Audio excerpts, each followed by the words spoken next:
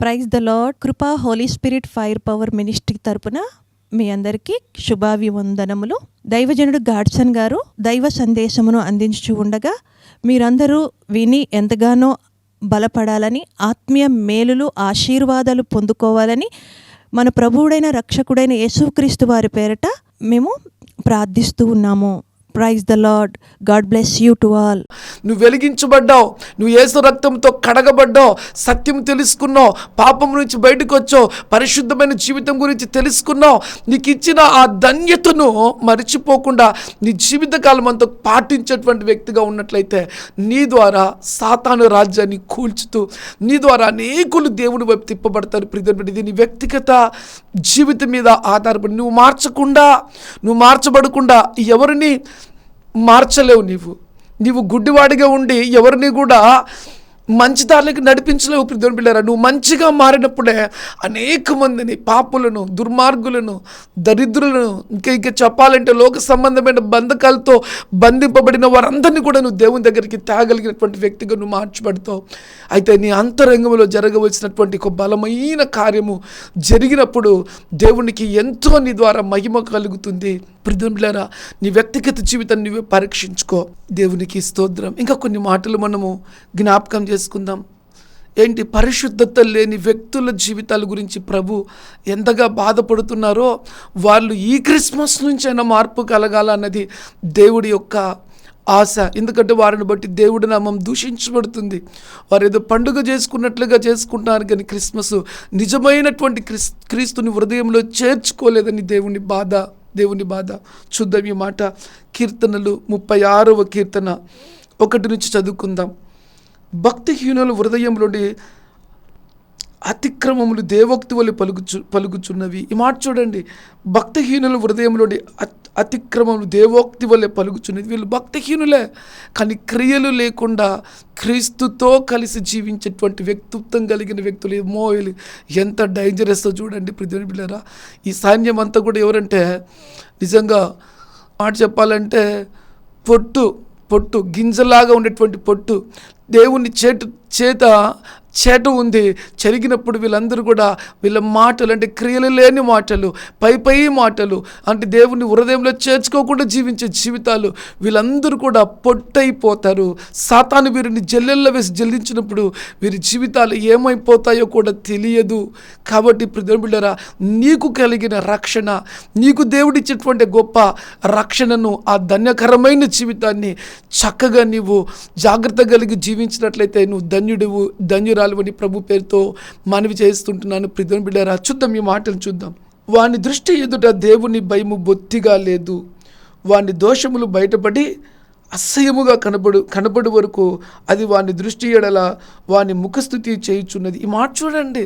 అంటే లోలోపలనే ఒకరోజు వాస్తవానికి నిజమేదో బయటకు వచ్చినప్పుడు నువ్వు నిజమైన క్రైస్తవుడి కాదు, నీవు మాటలే క్రియలు కాదు అన్నప్పుడు అప్పుడు ఉంటుందండి భయంకరమైన విపత్తి. దేవునికి స్తోత్రం. ఈ వర్తమానం ఇచ్చినటువంటి ప్రియ దేవుని బిడ్డలారా, నిన్ను బట్టి నీ దగ్గరకు వచ్చి ఎవరు కూడా ఈ క్రైస్తవుడికి తగవు అనేటువంటి విధంగా చెప్పించుకునే స్థితిలో నువ్వు ఉండడం దేవుని చిత్తం కాదు. నిన్ను బట్టి ప్రతి ఒక్కరు నేర్చుకునే విధంగా నువ్వు దేవునికి అప్పగించుకున్నట్లయితే ప్రియ దేవుని బిడ్డలారా, నిన్ను బట్టి అనేకమైన పాఠాలు నేర్చుకుంటారని ప్రభు పేరుతో మనవి చేస్తున్నానండి. ఇంకొక మాట చూడండి. వారి నోటి మాటలు పాపమునకు కపటమునకు ఆస్పదములు. బుద్ధి కలిగి ప్రవర్తింపును మేలు చేయువాడు మానివేసి ఉన్నాడు. వాడు మంచం మీదనే పాప యోచనలు యోచించును. వాడు కాని నడతలను నడుచువాడు. చెడుతనము వానికి అసహ్యము కాదు. ఇవన్నీ కూడా ఏంటి అంటే లోక సంబంధమైన క్రియలతో జీవిస్తూ క్రిస్మస్ పండుగను చేసుకోవడం. ఇంకా మాట చెప్పాలంటే నామకార్థపు క్రైస్తవ జీవితం జీవించే వ్యక్తుల గురించి ప్రభువు మాట్లాడుతున్నాడండి. కాబట్టి ఇలాంటి జీవితము దేవుని ఎప్పుడు కూడా సంతోషపెట్టదు.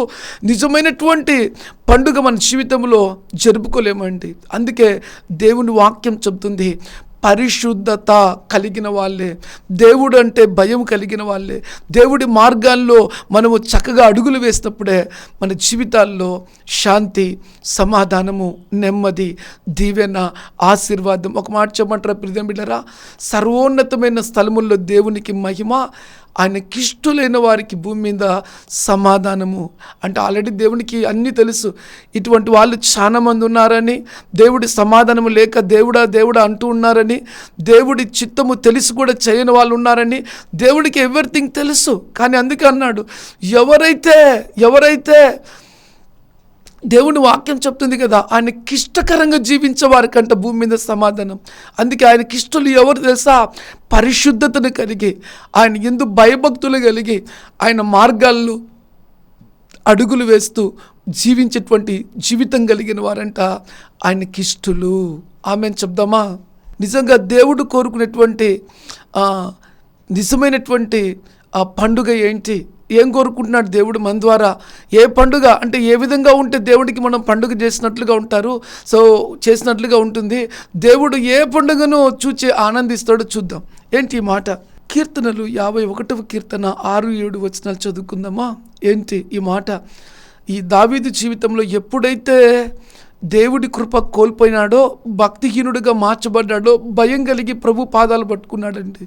అయ్యా నేను అల్పకాల సుఖభోగాలను అనుభవించాలనే సాతాను నాలోకి ప్రవేశించింది, నన్ను క్షమించిన ఆయన.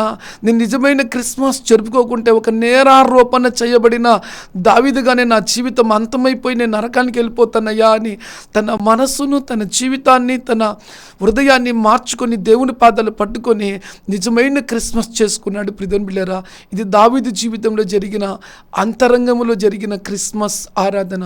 చూద్దాం ఈ మాట. నీవు అంతరంగములో సత్యమును కోరుచున్నావు, అంతరంగమును నాకు జ్ఞానము తెలియజేయుదువు. నేను పవిత్రుడైనట్లుగా హిస్సోపుతో నా పాపములు పరిహరింపుము, హిమము కంటే నేను తెల్లగా ఉండినట్లుగా నీవు నన్ను కడుగుము. ఏమంటున్నాడు ప్రియమైన బిడ్డలారా? అయ్యా నన్ను క్షమించయ్యా, నన్ను క్షమించు. నువ్వు అంతరంగములో సత్యము కోరుచున్నావు. సత్యము అంటే ఏంటండి? పరిశుద్ధత, వాక్యానుసరమైన జీవితం, క్రీస్తుని వెంబడించడం, దేవునితో నడవడం, దేవుడి వాక్యం లోపల ఉంచుకొని ధైర్యంగా ఉండడం. వాక్యము లేకపోతే అపరిశుద్ధమైన జీవితమే. దేవుని వాక్యము లోపల లేకపోతే మనకు భీతి, భయము, టెన్షన్ యావత్తు కూడా అపవిత్రమే. అందుకే దావీదు, కీర్తనకారుడైన దావీదు భయము నొంది ఏడుస్తూ ప్రార్థన చేస్తున్నాడు. అయ్యా నా జీవితంలో నీ కృప వచ్చినప్పుడు నేను వెలిగించబడ్డానయ్యా, కానీ వెనుదిరిగానయ్యా. ఏంటి? తిరిగి మళ్ళీ పాపములో పడ్డానయ్యా. పాపములో పడిన తర్వాత నా జీవితం చీకటిమయమైపోయిందయ్యా అంటూ దేవుని పాదాలు పట్టుకుంటే అంతరంగములో దేవుడు ఏం కోరుకుంటున్నాడంట? సత్యం కోరుకుంటున్నాడంట. సత్యం. ఈరోజు క్రిస్మస్ జరుపుకుంటే నీ జీవితంలో కూడా దేవుడు అంతరంగంలో సత్యాన్ని కోరుకుంటున్నాడు. ప్రియమైన బిడ్డలారా, ఈ సత్యవంతమైన క్రైస్తవ జీవితం నీకున్నదా? నువ్వు వాక్యాన్ని లోపల పెట్టుకుంటేనే సత్యవంతుడమైన వ్యక్తిగా నువ్వు మార్చబడతావు. తెలుసా? ఇక్కడ చూడండి ఈ మాటను. నువ్వు అంతరంగంలో సత్యమును కోరుచున్నావు, అంతర్యమునకు నాకు జ్ఞానము తెలియజేయుదువు. నేను పవిత్రుడైనట్లు హిస్సోపుతో నా పాపమును పరిహరింపుము. చేసిన పాపం లోపల భయంకరమైన శాపంగా ఉంది. అంటే క్రిస్మస్ చేసుకోలేకుండా, దేవునితో నడవలేకున్నాడు. దేవుని చిత్తము దావీదు జరగకుండా ఉంది. అప్పుడు అంటున్నాడు, అయ్యా హిస్సోపుతో నా పాపములు కడగయ్యా. ఎందుకంటే నీకు నాకు అడ్డుగోడుగా ఉంది నా పాపము. అపరిశుద్ధమైన జీవితంతో దేవుని చిత్తము జరగదు, దావీదుకు తెలుసు. అందుకే దేవుని పాదాలు పట్టుకుంటాడు. ప్రియమైన బిడ్డలారా, హిస్సోపుతో నా పాపములను పరిహరింపుము, హిమము కంటే నన్ను తెల్లగా ఉండనివ్వు. నీవు నన్ను కడుగుము. అందుకే ప్రియమైన బిడ్డలారా, దేవుని వాక్యం చెప్తుంది, పరిశుద్ధత అనేది చాలా ప్రాముఖ్యమైనది. నువ్వు దేవునితో నడవాలి అన్నా, దేవుడి చిత్తం నీ జీవితంలో జరగాలి అన్నా, దేవుడికి విరోధమైనది నీలో ఏదున్నా ఒప్పుకొని విడిచిపెట్టినట్లయితే నువ్వు ధన్యుడివి, ధన్యురాలివని ప్రభు పేరుతో మనవి చేస్తుంటున్నాను. ప్రియమైన బిడ్డలారా, కాబట్టి ఇది చాలా ప్రాముఖ్యమైనదని ప్రభు పేరుతో మనవి చేస్తున్నాను. ప్రియమైన బిడ్డలారా, ఈ మాట చూద్దామా? ఈ కీర్తనాకారుడి జీవితంలో సమాధానం లేదు. ఎందుకో? పాపం లోపల ఉంది. పాపం లోపల నుండి దేవునితో నడవలేడు. పాపం లోబడి ఉండి దేవుని చిత్తం చేయలేడు. అందుకే దేవుని సన్నిధిలో గోజాడుకుంటూ వేడుకుంటున్నాడు. అయితే దేవుడు అంతరంగంలో ఏం కోరుకుంటున్నాడంటే సత్యము. నీవు జీవము గల దేవుని దగ్గరకు వస్తున్నావని ఎరిగి, ఆ దేవుని దగ్గర నుంచి నువ్వు తప్పించుకోవాలని ఎరిగి, వారి క్రియల చొప్పున దేవుడు ప్రతిఫలమిస్తాడని గ్రహించి, ఇప్పటికైనా నీవు దేవునితో నువ్వు ఒక మంచి సవాసన కలిగిన వ్యక్తిగా నువ్వు మార్చబడి దేవునికి విరోధమైంది ఒప్పుకొని విడిచిపెట్టినట్లయితే నువ్వు ధన్యురాలివి. ప్రియమైన బిడ్డలారా, మళ్ళీ చెప్తున్నా, ఒక ఛాలెంజింగ్తో కూడిన మాట. ఇది నీ జీవితము, నీ ఇష్టం, ఫ్రీడమ్ నీకుంది. అయితే ఒకటిది గుర్తుపెట్టుకో, జాగ్రత్త కలిగినట్లయితే నువ్వు ధన్యురాలివి. జాగ్రత్తను పక్కన పెట్టి నిర్లక్ష్యంగా ఉన్నట్లయితే ఒకరోజు ఈ వాక్యమే నీ మీద తీర్పు తీర్చి సాక్ష్యం చెప్తుంది దేవుని ఎదుట. మార్పు పొందమని చెప్పాడు దేవుడు. ఒక దైవజనుని నిలబెట్టి నీతో మాట్లాడించాడు. నీ పద్ధతులను మార్చుకోమని దేవుడు చెప్పాడు. నీలో నిజమైన క్రిస్మస్ జరుపుకోవాలి అంటే అది అడ్డుగా ఉంది. దావీదు కూడా ఒప్పుకొని విడిచిపెట్టాడని దేవుడు సెలవిచ్చాడని ఆ రోజు దేవుడు మాట్లాడినప్పుడు నేనేమి గుర్తుకొస్తా? నా పేరు గాడ్సన్, మీరు డైరీలో రాసి పెట్టుకోండి. నేనేమి గుర్తుకొస్తా? ఎందుకు తెలుసా? దేవుని సేవకుడిగా దేవుడు నా నోట పెట్టిన మాటలు ఇవి, నా మాటలు కాదు. ఎందుకు తెలుసా? నీవు పాపముతో ఉండినంత కాలము దేవుని కార్యాలు రుచి చూడలేవు. దేవుడు నిన్ను ఎంతో గొప్పగా హెచ్చించాలనుకున్నాడు. దేవుడు నీకు ఘనమైన పేరు పెట్టాలనుకున్నాడు. దేవుడు నీకు ఘనతనివ్వాలనుకున్నాడు. దేవుడు నీకు నీతినివ్వాలనుకున్నాడు. దేవుడు నిన్ను హెచ్చించాలనుకున్నాడు. దేవుడి నామం నీ ద్వారా మహిమపరచాలని దేవుడి ఉద్దేశము.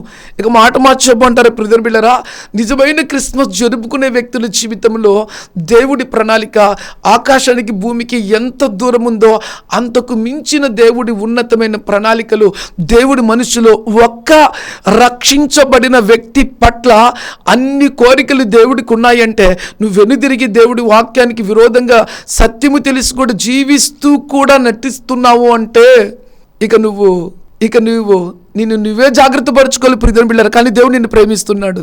కానీ నువ్వు మార్చబడ్డం దేవుని చిత్తము. నీలో డాగు మచ్చ ముడత లేకుండా చూసుకొని నన్ను చూచి నా జీవితాన్ని తండ్రి జ్ఞాపకం చేసుకో ప్రభా అని అడిగే వ్యక్తిగా నువ్వు ఉండాలి. అది దేవుని చిత్తం.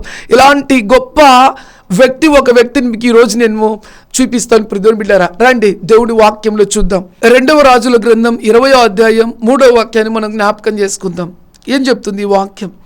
యెహోవా యథార్థ వృద్ధుడై సత్యముతో నీ సన్నిధి నేను ఎట్లా నడుచుకుంటున్నావు, నీ దృష్టికి అనుకూలంగా సమస్తం నేను ఎట్లా జరిపించుతున్నావు, కృపతో జ్ఞాపకం చేసుకోమని హిజ్కియా కన్నీళ్లు విడిచి యెహోవాకు ప్రార్థించను.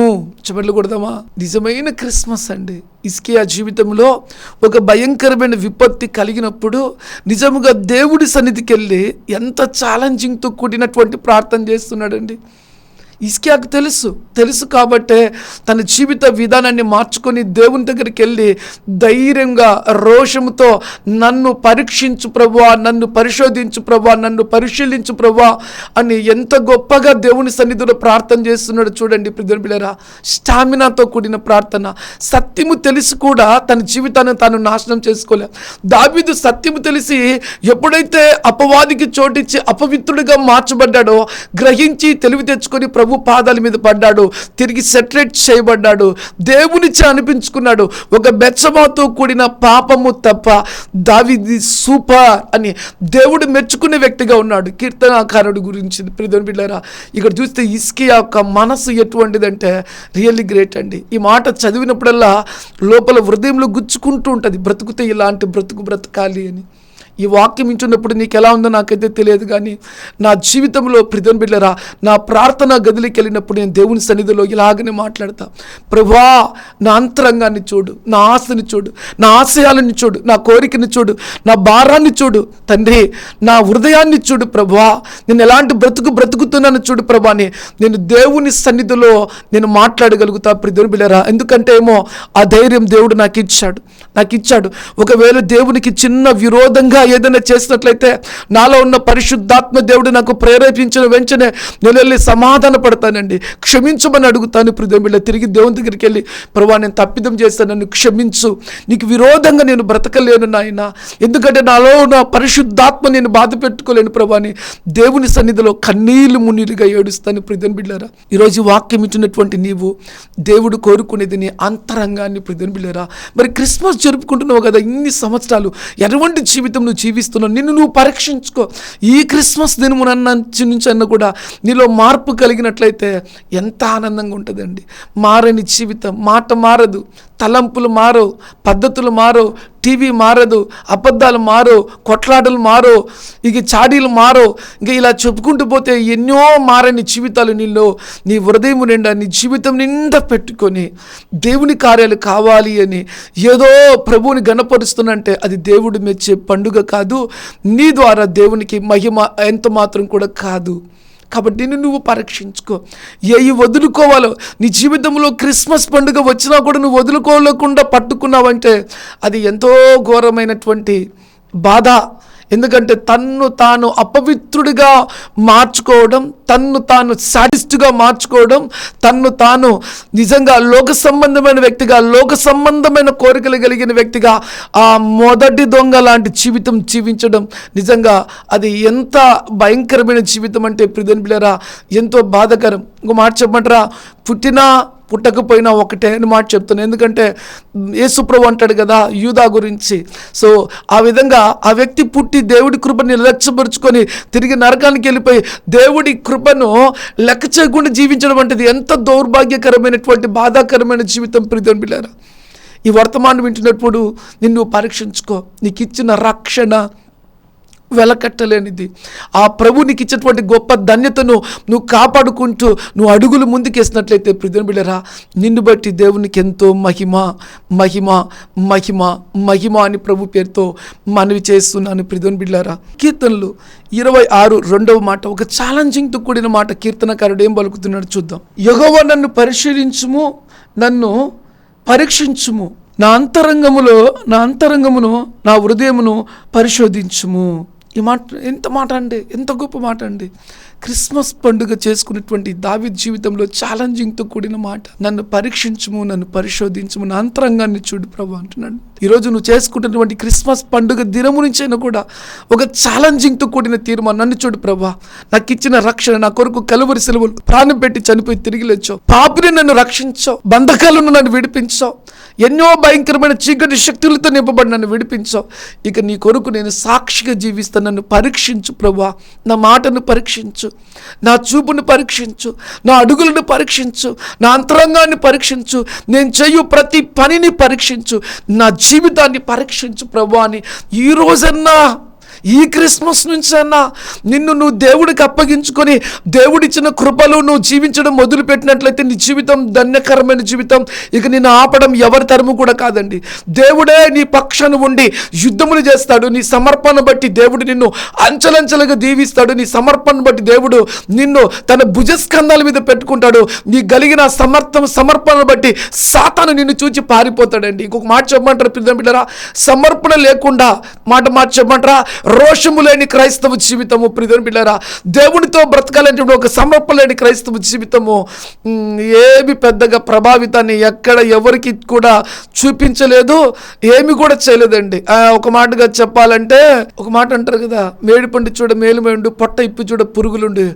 ఇట్లా దాన్ని చూసినప్పుడల్లా కూడా దేవుడు అంతరంగాన్ని చూసి పైపైన ఉన్నటువంటి వారిని చూసి లోపల అంతరంగం దాన్ని చూసి దేవుడు చూసి బాధపడతాడు. ఒకటైతే రెండోది వీళ్ళంతా కూడా నిత్య నరకానికి వెళ్తారు. మూడో చెప్తే వీళ్ళని బట్టి దేవుడి నామానికి అన్ని జనుల మధ్య అవమానం అని ప్రభు పేరుతో మనవి చేస్తున్నానండి. ఈరోజు ఒక తీర్మానంతో కూడిన క్రైస్తవుడిగా క్రైస్తవురాలిగా మనం బ్రతుకుతే అది దేవునికి ఎంతో మహిమ. అనేకులు మనల్ని బట్టి మార్చబడతారు. నిజంగా మనకు ఒక ధైర్యం ఉంటుంది, నిజంగా మనకు ఒక పరలోకంలో స్థానం ఉంటుంది. దాన్ని పోగొట్టుకొని మనం ఏం సాధిస్తామండి? క్రిస్మస్ పండుగ తెచ్చింది ఏంటి? పాపం నుంచి విడిపించింది, నీతివంతమైన జీవితం మనకిచ్చింది, దేవుడే మన మీద ఉదయించినాడు. 5వ శివగ్రంథంలో పేరుంది. 6వది మనము చచ్చిపోయినా కూడా మన పేరు, మన సాక్ష్యం చచ్చిపోదు. మనము మాత్రమే ప్రపంచంలో ఉన్న పాపలను యావత్తు ఎంతమంది ఎంతమందినైనా కూడా మార్చగలిగిన వారం, వారిని మంచిగా నిలబెట్టగలిగిన వారం. దేవుడు ఆ గొప్ప కృప మనకిచ్చాడు, ఆ గొప్ప ధన్యత మనకిచ్చాడు. వెలిగించబడిన మనమే అనేకుల్ని వెలిగిస్తాం, కానీ ఇంకా వెలిగింపబడని వాళ్ళు ఎప్పటికీ కూడా వెలుగు దగ్గరికి రాలేరండి. ఆ వెలిగింపబడిన వారిని వెలిగించుడికే దేవుడు నిన్ను నన్ను వెలిగించాడనే సత్యాన్ని మరిచిపోకూడదని ప్రభు పేరుతో మనవి చేస్తానండి. కొంతమంది జీవితాలు వెలిగించబడి ఇన్ని సంవత్సరాలైనా కూడా ఎవరిని వెలిగించలేకుండా ఉన్నారంటే వారిలో ఒక సమర్పణ లేదు కాబట్టే. వాళ్ళు నిజముగా అంతరంగంలో వెలిగించబడి ఉంటే ప్రియమిత్రులారా, వారి జీవితాన్ని చూచే అనేకులు వెలిగించబడతారు. వారి క్రియలను, వారి పద్ధతులను, వారి సాక్ష్యాన్ని, వారి సమర్పణను, వారి త్యాగాన్ని, వారి మాటలను, వారి పద్ధతులను, వారి ఆలోచనలను, వారి మార్గాలను, వారి ప్రార్థన జీవితాన్ని నిజంగా బట్టే అనేకులు మార్చబడతారు. ప్రియ దేవుని బిడ్డలారా, ఈరోజు రక్షించబడిన నీ జీవితం దేవుడు మెచ్చే విధంగా ఉందో, మెచ్చని విధంగా ఉందో, ఈరోజు దేవుని సన్నిధిలో నువ్వు సరిచేయబడితే అది ఎంత దీవెనకరంగా ఉంటుందో మిమ్మల్ని మీరే పరీక్షించుకోమని ప్రభు పేరుతో మనవి చేస్తుంటున్నాను. ప్రియమైన బిడ్డలారా, దేవునికి స్తోత్రం కలుగును గాక. ఈ మాటలోని ఇంకా కొన్ని ఆత్మీయ పాఠాలను మనం నేర్చుకుందాం. క్రైస్తవ జీవితంలో మనం ఎటువంటి జీవితం జీవించాలి అని ప్రాముఖ్యమైన మాటలు మనం నేర్చుకుందాం. ప్రియమైన బిడ్డలారా, 1 పేతురు 3వ అధ్యాయం 4వ వచనం, క్రైస్తవులు ఎలాంటి జీవితం జీవిస్తారు? నిజంగా ఈ క్రిస్మస్ నుంచైనా కూడా మన స్థితిగతులను మనము మార్చుకొని దేవుడికి ఇష్టమైన మార్గంలో నడిస్తే దేవుడు మనల్ని బట్టి సంతోషిస్తాడు. ప్రియమైన బిడ్డలారా, చూద్దాం. సాధువైనట్టు మృదువైనట్టు గుణము అక్షయ అలంకరము గల మీ హృదయపు అంతరంగ స్వభావమును మీరు అలంకరంగా ఉండవలెను, ఇది దేవుని దృష్టికి మిగుల విలువ కలిగింది. ఈ మాట చూస్తే క్రైస్తవ జీవితంలో ఒక స్త్రీలే కాదు, పురుషులే కాదు, చాలా మంది కూడా ఎటువంటి వ్యక్తులుగా దేవుడు ఉండాలని కోరుకుంటున్నాడు. చూడండి, సాధువైనట్టు. క్రైస్తవులు గర్విష్ఠులు కాదు, క్రైస్తవులు రౌడీలు కాదు, క్రైస్తవులు గుండాలు కాదు, క్రైస్తవులు తిరుగుబోతులు కాదు, క్రైస్తవులు శాడిస్తంతో నింపబడిన వారు కాదు.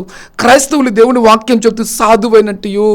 ఈ మాట చూడండి, ప్రతి క్రైస్తవ జీవితంలో క్రైస్తవుడు సాధువైన గుణమును కలిగి ఉంటే ఎంతమందినైనా మార్చొచ్చు. ప్రియమైన బిడ్డలారా, రెండోది చూడండి, మృదువైనట్టు. చూడండి, ఈ మాట చూడండి. మనం క్రైస్తవ జీవితంలో అడుగు పెట్టిన తర్వాత మన మాట, మన ప్రవర్తన, మన జీవితం మృదువుగా ఉన్నదా, కఠినంగా ఉండదా అండి? కఠినమైన మాట, కఠినమైన ప్రవర్తన, కఠినమైన జీవితంతో ఎంతోమందిని నువ్వు దూరపరుచుకొని ఎంతోమందికి శత్రువులను తెచ్చుకుంటున్నావు పరీక్షించుకో. కఠినమైన మాట ద్వారా నువ్వు అలా మాట్లాడడము దేవుడి చిత్తమా? దేవుడు సంతోషిస్తాడా? ఇలాంటి మాట, ఇలాంటి ప్రవర్తన కలిగి ఎలాంటి క్రిస్మస్ మనం చేసుకుంటాం? ప్రియమైన బిడ్డలారా, మన వల్ల మనమే పరీక్షించుకోవాలి. ఆత్మీయంగా నువ్వు దేవునిలో ఎదిగే కొద్దీ నీ మాట, నీ ప్రవర్తన, నీ ఆలోచన, నీ తలంపులు, నీ ఆత్మీయత చాలా రగిలించబడి నీవే దేవుడి చిత్తములో నిలబడిన ఒక ప్రత్యేకించబడిన వ్యక్తిగా ఉంటావు. ప్రియమైన బిడ్డలారా, గమనించి చాలా జాగ్రత్తగా గమనించవలసినటువంటి మాట. ప్రియమైన బిడ్డలారా, ఈ క్రిస్మస్ నుంచి అయినా కూడా మృదువైన మాట తీరు ధరించుకుంటే అది దేవునికి ఎంతో మిగుల విలువైనదండి. మృదువైన మాట తీరు క్రైస్తత్వంలో అది గొప్ప దీవెనలను, గొప్ప ఆశీర్వాదాలను తీసుకొచ్చి పట్టడమే కాదు, కానీ దేవుని లేఖనాన్ని నువ్వు నెరవేర్చిన వ్యక్తిగా ఉంటావు. అంతేకాదు కానీ నీ మృదువైన మాట తీరును బట్టి అనేకులను మార్చగలిగిన వ్యక్తిగా ఉంటావు. నీ మృదువైన మాట తీరును బట్టి దేవుడు నువ్వు ప్రార్థించినప్పుడు జవాబిస్తాడు. ప్రియమైన, నీ మాట కఠినమైన మాటగా ఉండడం వల్ల నువ్వు దేవుడితో నడవాలంటే కష్టం. ప్రియమైన బిడ్డలారా, నీ మాటను బట్టి శత్రువులను తెచ్చుకుంటావు, దేవునికి బాధ కలిగిస్తావు. క్రైస్తత్వంలో కలిసి క్రీస్తుతో నడవలు. ఇది నీ మీద ఆధారపడింది. నీ ఆత్మను నువ్వే పరీక్షించుకో, నీ హృదయాన్ని నువ్వే పరీక్షించుకో, నీ అంతరంగాన్ని నువ్వే పరీక్షించుకో. ప్రియమైన బిడ్డలారా, మృదువైనట్టు గుణమును అక్షయ అలంకరంగా నువ్వు నీ హృదయము అంతరంగము స్వభావమును నీకు అలంకారంగా ఉండవలెను, అది దేవుడి దృష్టికి మిగులు విలువ కలిది. నీ అంతరంగ స్వభావము మిగులు, దేవుని వాక్యం చెప్తుంది కదా, నీకు అలంకారంగా ఉండవలన అది దేవుని దృష్టికి మిగులు విలువ కలిగింది. నీ అంతరంగంలో ఇవన్నీ కూడా లోపల నేను దీనత్వాన్ని, తగ్గింపును, సహనమును, ఓర్పును, సాధువును, దేవుని వాక్యం చెప్తుంది కదా, మృదువును, ఇలాంటి లక్షణాలు కలిగి మనం ఉన్నప్పుడు అది దేవునికి ఎంతో మహిమ. అంతేకాదు కానీ నిజమైన దేవుడి కృపకు పాత్రలుగా మనం ఉన్నటువంటి వారుగా ఉంటాం. ప్రియమైన బిడ్డలారా, ఇవేవి లేకుండా మన ఇష్టానుసారంగా మనం జీవించి దేవుడి కార్యాలు మనం ఎప్పటికి కూడా చూడలేము. దేవుని సంతోషపెట్టలేము. రెండోది మనం కూడా సంతోషపడలేం. ఎందుకంటే ఆయనకి ఇష్టలేని వారికి భూమి మీద సమాధానం. ఇది నీ జీవితకాలంలో ప్రతిరోజు ఈ మాట గుర్తుపెట్టుకోవాలి. ప్రతిరోజు నువ్వు ఎక్కడికి వెళ్ళినా నీ జీవితకాలం ఉదయం లేచింది మొదలుకొని తిరిగి రాత్రి వరకు ఆయనకి ఇష్టలేని వారికి భూమి మీద సమాధానం అని గుర్తుపెట్టుకొని నీ జీవితాన్ని నువ్వు క్రీస్తులో కట్టుకుంటూ ముందుకెళ్ళినట్లయితే ప్రియమైన బిడ్డలారా, ఒక అద్భుతమైన జీవితాన్ని మనము క్రీస్తులో జీవించగలమని ప్రభు పేరుతో మనవి చేస్తున్నాను. ప్రియమైన బిడ్డలారా, దేవుడు ఇంకా ఎలాంటి అంతరంగాన్ని కోరుకుంటున్నాడు, నువ్వు ఈ క్రిస్మస్ నుంచి ఎలాంటి మనసు కలిగి జీవించాలని దేవుడు కోరుకుంటున్నాడు చూద్దాం. ఎపిసీలకు రాసిన పత్రిక 4వ అధ్యాయం 22 నుంచి 24 వరకు మనం జ్ఞాపకం చేసుకుందాం. కావున మునుపటి ప్రవర్తన విషయంలోనైనా మోసకరమైన దురాశ వలన చెడిపోవు మీ ప్రాచీన స్వభావాన్ని వదులుకొని, ఈ మాట చూడండి, ఈ క్రిస్మస్ నుంచి అయినా కూడా పాత జీవితాన్ని, రోత జీవితాన్ని, దేవునికి విరోధమైన జీవితాన్ని వదులుకొని, మళ్ళీ చెప్తున్నా, ప్రాచీన స్వభావాన్ని, మొండితనాన్ని, దేవునికి అగేనిస్ట్గా అడుగులు వేసేతనాన్ని వదులుకొని అని దేవుడు చెప్తున్నాడు. ప్రియమైన ఈరోజు వర్తమానం వింటున్నటువంటి మీ అందరితో కూడా ప్రభు చెప్పేటువంటి మాట, మరొకసారి మాటను జ్ఞాపకం చేసుకుందాం. దేనికి తెలుసా ప్రియమైన, దేవుడు నీతోనే మాట్లాడుతున్నాడు. నీ క్షేమాన్ని చూచి, నీ మేలును చూచి నువ్వు ఉన్నతమైన స్థితిలో ఉండాలని ప్రభు ఎంతగానో ఆశిస్తూ మాట్లాడుతున్నటువంటి మాట ఈ మాట. ప్రియమైన చూడండి, 22వ వచనం, ఎపిసీలకు రాసిన పత్రిక 4వ అధ్యాయం. కావున మునుపటి ప్రవర్తన విషయంలోనైతే మోసకరమైన దురాశ వలన చెడిపోవు మీ ప్రాచీన స్వభావంను వదులుకొని మీ చిత్త వృద్ధి యందు నూతన పరచబడిన వారై నీతియు యథార్థ భక్తి కలిగిన వారై దేవుని పోలిగా సృష్టించబడిన నవీన స్వభావం ధరించుకొనవలెను. ఆమెన్ చెప్దామా? చూడండి ఎంత గొప్పగా మాట్లాడుతున్నాడండి. యేసుక్రీస్తు యొక్క రక్తముతో కడగబడి క్రొత్త జీవితం జీవిస్తున్నటువంటి మనందరితో కూడా దేవుడు చెప్తున్నటువంటి మాట ఏంటంటే, నూతన స్వభావం కలిగిన వారమై, చూడండి, నీతి యథార్థ భక్తి కలిగిన వారు. క్రైస్తవులు ఎలాంటి వారై ఉండాలంటే చరిత్ర చెప్పుకోవాలి. యేసు రక్తముతో కడగబడినటువంటి నీవు క్రిస్మస్ జరుపుకునేటువంటి నీ జీవితంలో పాత స్వభావం ఎంత మాత్రం కూడా దేవుని చిత్తం కాదు ప్రియమైన బిడ్డలారా. అందుకే దేవుడు చెప్తున్నాడు చూడండి, నీతియు యథార్థమైన భక్తి కలిగిన వారై, నీతియు యథార్థమైన భక్తి కలిగిన వారై దేవుని పోలికగా సృజించబడిన నవీన స్వభావం ధరించుకున్న వారే. అబ్బబ్బా, ఎంత గొప్ప మాట అండి. మనిషి దేవుడిగా మార్చబడ్డాడనేటువంటి రీతిగా ఉంది మాట. యేసు క్రీస్తుని విడిచిపెట్టక వెంబడించి ఆయన మార్గాల్లో అడుగు పెడితే దేవునికి మహిమ కలుగునుగాక. నీ ద్వారా దేవుడి ఘననామానికి ఎంత మహిమ కలగాలనో, ఎంత గొప్ప వ్యక్తివో, ఎంత శక్తివంతుడివో, ఎంత పరిశుద్ధుడవో, నిజముగా ఆయనలోని తండ్రి దేవుని యొక్క శక్తిని పొందుకున్న వ్యక్తిగా నువ్వు మార్చబడతావు ప్రియమైన బిడ్డలారా. అది దేవుని చిత్తం అండి. దేవుడు క్రిస్మస్ జరుపుకునేటువంటి ప్రతి వ్యక్తి జీవితంలో స్థాపించిన సత్యం ఏంటంటే, నిన్ను బట్టి దేవుడి నామం మహిమపరచబడ్డం, క్రైస్తవులు ఇలాంటి వారుగా ఉంటారని, లోకానికి వెలుగుగా నిన్ను తయారు చేశాడు, లోకానికి వెలుగుగా నిన్ను పుట్టించాడు.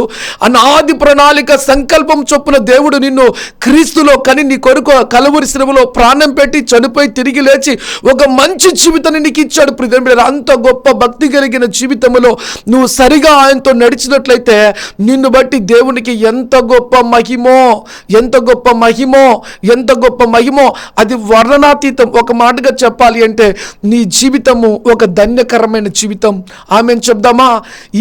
ఈ క్రిస్మస్ నుంచైనా కూడా ప్రియమైన బిడ్డలారా, ఒక ధన్యకరమైన జీవితాన్ని నువ్వు ప్రారంభించడం దేవుని చిత్తం. అది ఎంతవరకు అంటే నీ దినములు పూర్తి అయ్యేంత వరకు ఒక ధన్యకరమైన జీవితం జీవించి పరలోకంలో పరలోకంలో నువ్వు ఉండాలి. భూమి మీద ధన్యురాలుగా నీ పేరు కొట్టివేయబడకూడదు. అది దేవుని చిత్తం.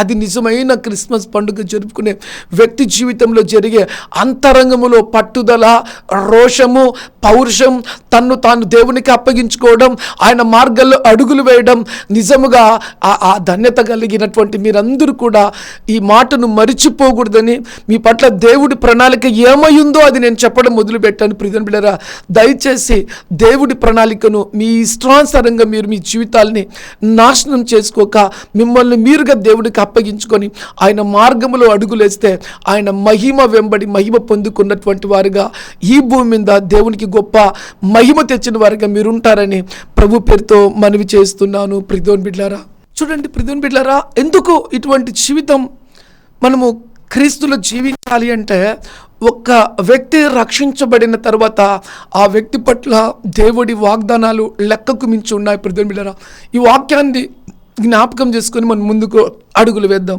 2వ కొరింథీయులకు రాసిన పత్రిక 7వ అధ్యాయం 1వ వచనాన్ని జ్ఞాపకం చేసుకుందాం. ప్రియులారా, మనకు ఈ వాగ్దానములు ఉన్నవి గనుక దేవుడి భయముతో పరిశుద్ధతను సంపూర్ణం చేసుకొంచు శరీరమునకు ఆత్మ కలిగిన సమస్త కల్ముషితం నుండి మనలను పవిత్రముగా చేసుకుందుము.